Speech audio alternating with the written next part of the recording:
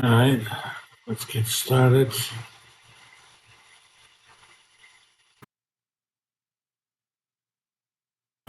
Adam, Adam Andrew,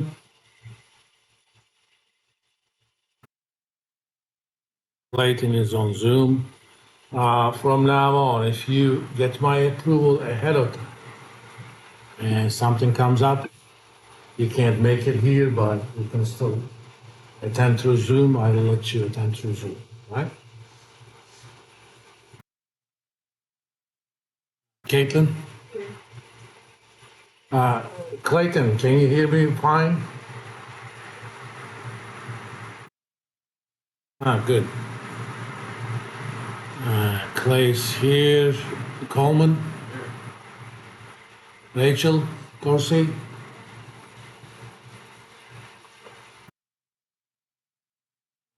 Duffield? Here. Elijah? Jackson here, here, Ty, Kelly, Maynard, McCune, Reese, McGuire, Maddie, so I saw her, Mendez, Jack. I have to start charging it for being late. Andrea, Solomon, Nash,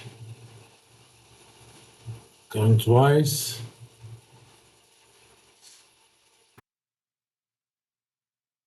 Atticus, he may be part of golf team, but for now I'm gonna present Sydney Sexton,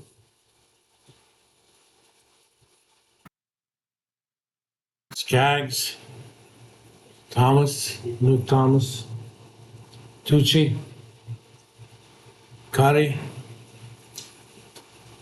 Bab, West, and Beatrice. So how do I?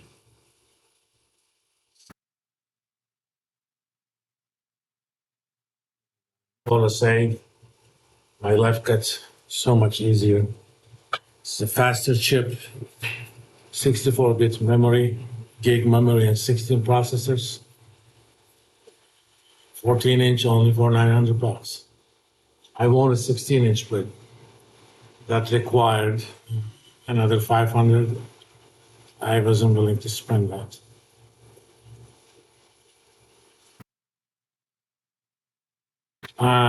Two things. A, you can start with the Excel file we used on February 15th. It's on the lecture videos, February 15th. I always order these so that the most recent lecture is on the top. So it's from newest to the oldest. And I also posted your homework assignments. Kind of has two pieces, as the syllabus says. There's a group part, which there's a lot of work to be done. And this is going to be submitted as a group. It's a group submission. So I already created the Blackboard groups for you. So if one of you submits, we're good. The second part is individual. Part of what you're going to do in second part depends on the work you've done on the group part. So the group one is due next Tuesday, end of day, and the individual one is next Friday, not this Friday, next Friday. I kind of want you to do the following. Some of it I want you kind of to discover yourself.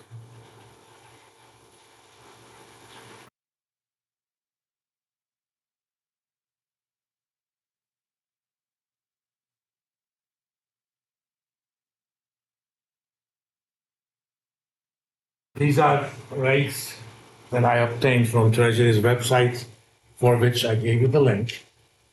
But this is a while ago.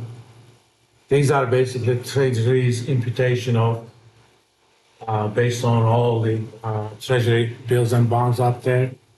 The yields on so-called zero coupon bonds. Okay, these are effective annual yields. So if you wanted to know the 1 month rates, you're gonna have to do 1 plus that rate in percentage, of course, raised to the power 1/12 minus 1. What I want you to do for the kind of stuff you want to do, I want the rates for all the months. For example, I don't have a rate for 90 months, but we can interpolate that. What's your name? Sydney, okay. At least we have one of the sextons here. You're the sexton, Sydney, huh? Yes. When you teach this many students, I have 2 Sydneys in one of my other sections.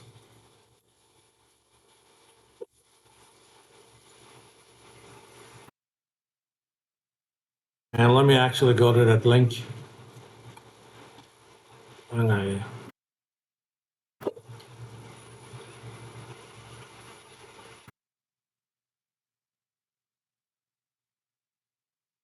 what?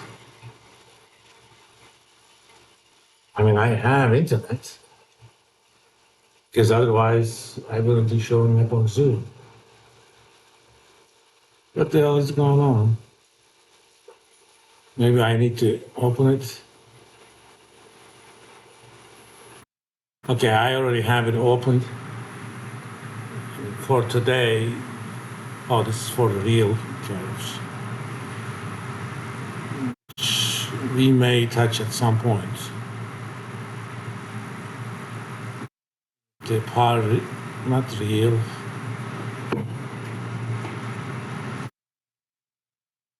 So if you wanted today's numbers, there we go. The latest available is 16th. Doesn't matter for our purposes, just pick one of them. Obviously, it's better if you took the last one. Just copy those numbers and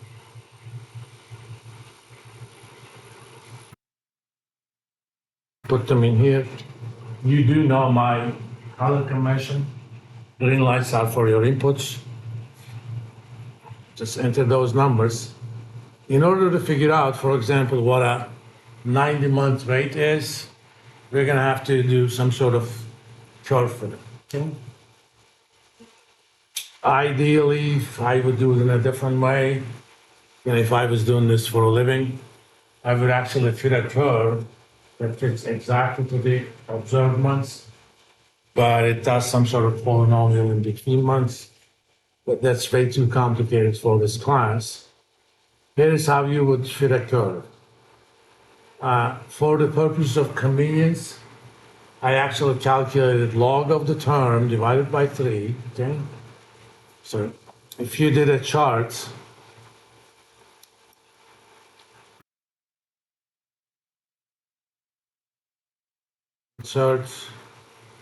and you see that little button with dots on it, that's called the XY chart or scattering.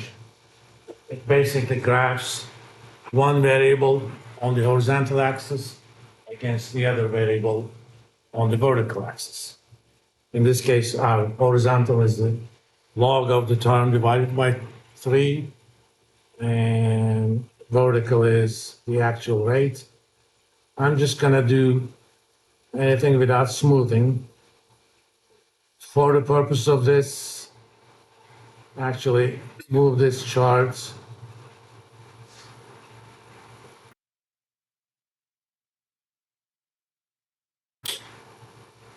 to a new sheet so that we can get a little better picture.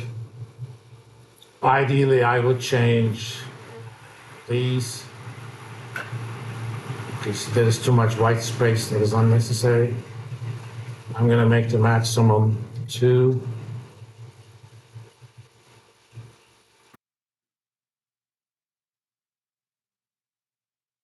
If you want, you could also change these, but I'm not going to. Here's a general charting etiquette. Unless you have good reasons to do so, do not change the scale of the vertical axis, especially the bottom. You can change the top kind of to eliminate the white space, but don't do it because here's what would happen.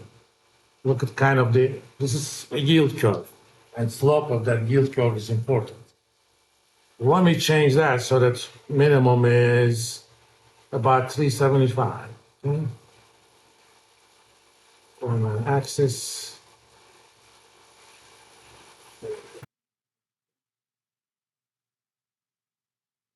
Got it. Yes, yes. I'm formatting the wrong thing. Right click.